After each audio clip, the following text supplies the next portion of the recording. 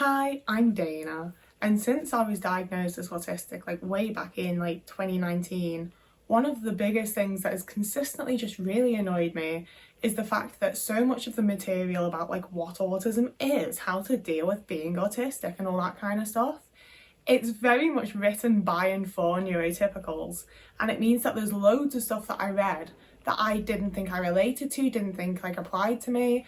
And even when I was researching autism to be is this something I think I have, there were so many things that I would tell people oh, but I don't do this, I don't do that, when I very, very much did and do, but the way it's written is for neurotypicals, so it didn't register in my autistic brain that they meant it in the way that I do it. And especially because I grew up thinking that I was just shit at things, I didn't think there was something else going on. I thought I was just really, really bad at everything. I thought I was doing the same things as everyone else. I didn't realise there was other stuff at play. So today I wanted to talk about some of the things that I definitely misunderstood what they actually are and give you what my understanding of them are.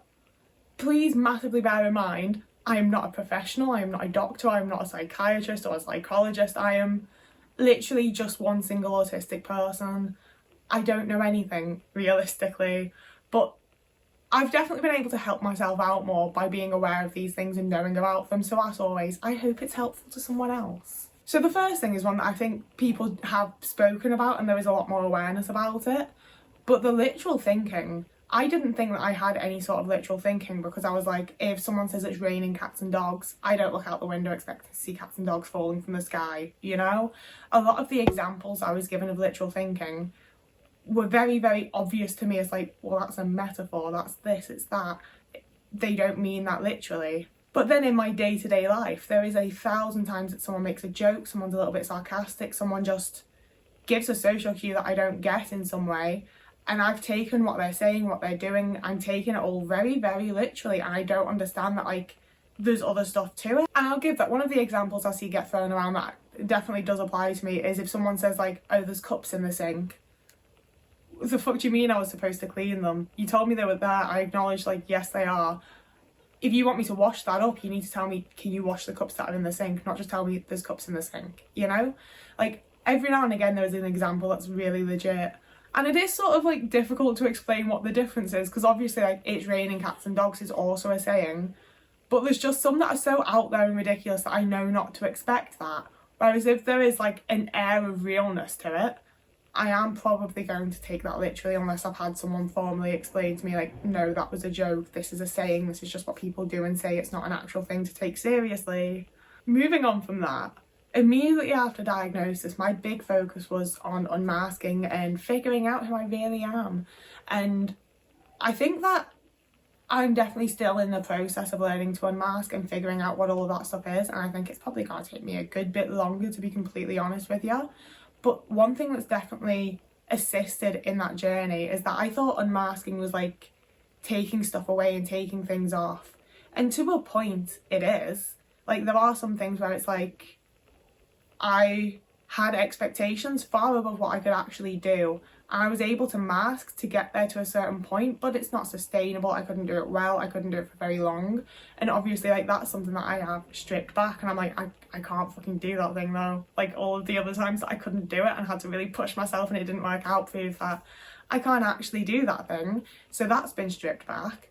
But a hell of a lot of unmasking for me has been adding things and finding things out about myself and refiring things about myself and rediscovering things about myself that I enjoy and things that I do and things, I thought so much of unmasking was taking away parts of a personality that I had built, when realistically, I do think this is perhaps also I think anything to do with being autistic is quite a deeply personal thing, but I think especially as someone who built so much of my mask based off of the characters that I like and the things that I watch and people that I look up to, a hell of a lot of that is me, that is my personality, that's what I grew up around, that's what influences my morals and my thoughts and the way that I behave, And as much as there's a stripping back of the things that aren't as authentic and genuine,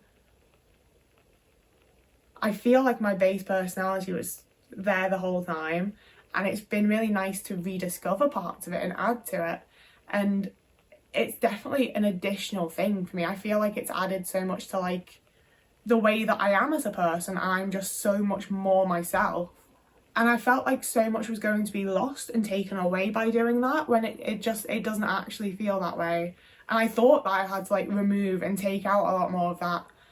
And I think maybe some of that is like just the autistic overthinking of like, well, I've built this personality, so we're gonna have to take it apart brick by brick to see what's actually real, when like the bricks are all real.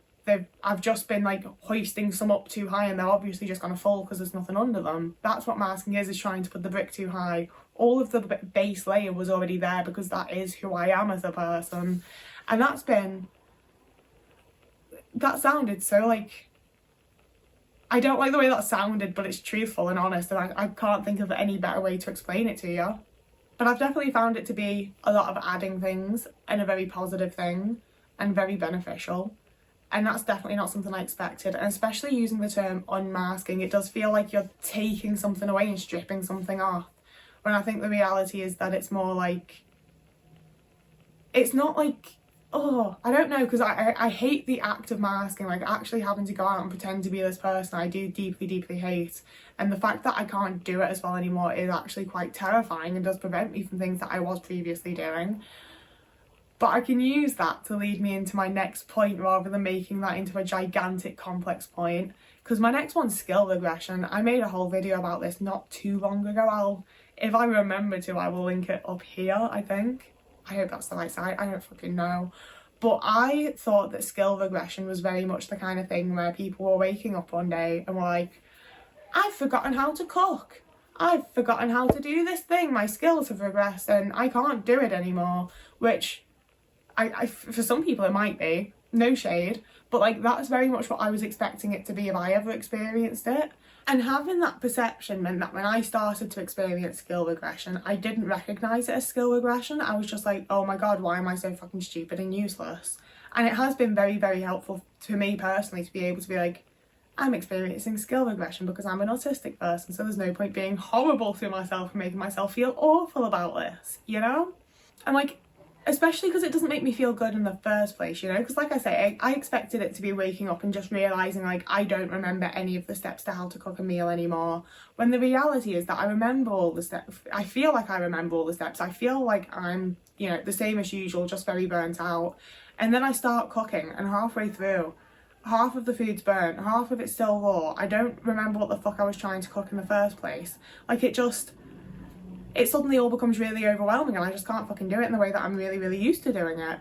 And that's again, I want to give realistic examples, and that's a very, very big one. That's only happened to me twice. A much smaller one that happens a lot more regularly is I'll be getting ready to go out and I'll start tying my shoes and I will get halfway through tying my shoelaces and just, I don't have the muscle memory, I don't have the skill, I don't remember how to tie my own shoelaces. It's gone. And I have to like untie them again and try to start over with like muscle memory or doing it like I know how to fucking tie my shoelaces. I do it every day, and yet all of a sudden it's gone and I have to try again and try again and try again. And so far it has suddenly come back and I feel like, okay, my shoe's finally fucking tied. But it's weird and scary, and it's not what I expected skill regression to be at all, you know? I thought it would be a lot more of like not being able to speak, actually like, you know, like my living functionability going, when the reality is it's way more often I go to do the thing that I do all the time and it's just gone. I don't know how to do it or what I'm doing, and I'm just like, what the fuck? And I misunderstood what that was going to be like. I misunderstood what it actually was. And I do honestly think that to some level it's because it's discussed, at least in the circles I'm in and when I see it discussed online, it's talked about like it's some sort of fun, kooky, quirky, like silly little me. When it happens to me, it feels like the end of the fucking world. Like it really makes me feel terrible, you know? It's scary. And I feel like I just didn't think it was that big a deal, to be honest with you, from the way that I saw other people talk about it. And I also thought it was a much more complete thing, I suppose. Next up is sense of justice, because that's one that annoys me. It's one that, see, there's I feel like there's very much the perception still within the autistic community, at least from what I see personally, that sense of justice is that autistic people know the right thing. We see we see through all of the bullshit to see what the right moral opinion is to have, and we hold it really close to our hearts. And the reality is, every single person on the planet thinks they're seeing through the bullshit and they're holding like the truth to their hearts. Like, everybody thinks that. And I do think that as autistic people, we often feel a lot more strongly about like politics and that kind of thing, and we perhaps do feel a bit more strongly about voicing our opinions of what we think is right and things like that. Like, I do very much believe that like we're holding it to heart a lot more than many people do. But I also think that Elon Musk would probably say that it's his strong autistic sense of justice that means he wants the best for America, and I think that it's safe to say that the vast majority of us would disagree with that, you know?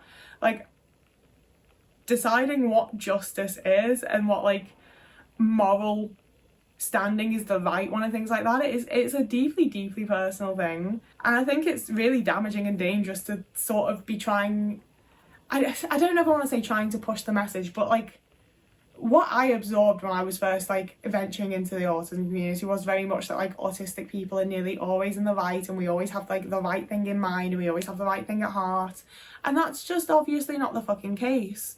And I think that far too many of us, like from people I've known in real life and been friends with and stuff as well, far too many people lay on the fact like, oh, I have a really strong sense of justice, and it's like, okay, but you're not doing anything. Like, you're not doing anything with it, so I don't really think you do. Like, the fact that you have strong opinions doesn't change anything, you know? And I don't want to push that, like, autistic people have to be activists or whatever, but I just... when it starts coming to, like, judge, jury and execution sort of standing is when I think it starts getting very, very dangerous. And it's the kind of thing that I wish a lot more people understood that your idea of justice and your idea of what's, like, moralistically correct, other people will disagree. It might not be the right thing, and that's how we get people that are like real behind fascism and things like that, you know? Like, I think it's very, very dangerous to think that your opinion is definitely the correct one and not register outside forces that might influence a change in it because you've already decided you're right. And finally, I massively misunderstood what people mean by the autistic like need for routine, because I think largely because I was in so many situations of abuse where people acted as though I don't have any sort of routine, I'm just a lazy little slob, when the reality is that I really, really struggle to follow my routine when people are around. My routine does not include other people. I don't like people being about. So I would just be in like a state of like sitting here waiting for someone to leave. And then when I started making autistic friends and talking to autistic people online, a lot of them were people who had much better support systems than me, quite frankly. Like, I'm not saying anything to shade them with that, just like they did. And it meant that their system of routine was very, not necessarily rigid, but like they stuck with things, you know, like every day they would sit down to eat at 12 p.m. for lunch and they would have their dinner at 6 p.m. Like, things were timed. They like, as much as things might move and change during the day, they had some things that were very much like, at this time I do this, at this time I do this, at this time I go to bed, at this time I wake up. And I've always been very like, I go to bed between 10 p.m. and 3 a.m. depending on what I've gotten into, you know? I'm then waking up anywhere from 8 a.m. to 12 p.m. So there was a good little while when I was talking to people about being autistic and being like, I think I might be autistic, and people would be like, but you don't have any routine. I'd be like, yeah, I know, like, it's weird, but like, I think I'd probably thrive if I did have a routine. And since moving away from those abusive situations and being in situations where like it is just me, I'm like 99% on my own, I can just follow my own routine, I very much do have quite a rigid routine. It can just happen later or earlier in the day. I will have the same block of hours where I'm doing the same things in the same order, and that's a routine. The fact that I'm not saying I eat at this time every day and I go to bed at this time every day doesn't make it less of a routine. And also, especially when things change and I have an appointment or I go and see a friend, or, you know, anything changes within that routine, it throws me a little bit. I don't like it. I don't like my routine changing. I have a block of time within my routine where things are allowed to change. That is the time when things can be different, and that is it. And I've catered that to the fact that I can't deal well with my routine changing. So a new thing can happen in that block of time and everything else stays the same. Like, that is quite, I think most people would call that a rigid routine, when I'm like, no, I can't change what I do in the morning. If you want me to go and do something out early in the day, chances are I'll be able to pull myself together and mask and get myself to do it. But I will have woken up at 4, 5, 6 a.m. to make sure I can still do my morning routine, because otherwise there is no chance I'm getting through the day. But because that morning routine, like, if I need it to happen at 4 a.m, it will happen at 4 a.m. If I'm waking up at 11, I'm not waking up at 11 p.m. ever. If I'm waking up at noon, it's happening from noon onwards, you know? But it's still going to be the same routine in the same order. Like, I need that routine as an autistic person. But I would have spent years being like, no, I don't have a routine, even though this is like pretty much how I've always lived. Yeah, I was originally going to do a burnout video today because I'm really not feeling great, but I pulled my shit together to do this, and I hope it's decent. I feel like I've not been my best at explaining things in this video. I feel like I usually explain and word things better and do a better job. But this is what you're getting. This is what we've got. This is all there is. As always, if you wanted to like and subscribe, I make content like this multiple times a week, and I'm also switching it up a little bit and doing some like fun bits of content and things I really enjoy. Because like, one of the few good things about burnout has been the fact that like my ability to just sit down and hyper focus on a thing, I'm losing hours. I sit down to do one thing and it's 6 hours later and I've like fucking done it. And that is really satisfying and nice, to be fair, but it is also like kind of horrifying to sit down to do something for 5 minutes thinking I'm going to go to the shop in 5-10 minutes, and then it's been hours and hours and the shop's closed. But yeah, we live, we thrive, we deal with it. Like and subscribe if you fancy it. You can also find me over on TikTok, Instagram or Blue Sky. I haven't been posting on any of them, to be entirely honest with you. If you join over on Patreon, you get early videos and access to the Discord. And you also, on the Discord, there's a Minecraft server. We have a Minecraft server. I've been playing, I don't want to say a lot of Minecraft, but I've been getting back into Minecraft quite severely. So yeah, you get access to that as well. Patreon, the Patreon isn't a fun place, but it's the vessel to get to the Discord, which is a fun place. But also, I don't want to gatekeep it behind a paywall, so if you do want to just message me. But also, no children, you have to be over 18. Okay, whoever you are, wherever you are, I hope you have a lovely morning, evening, day, afternoon, week, month, year, and I'll see you again in a couple of days.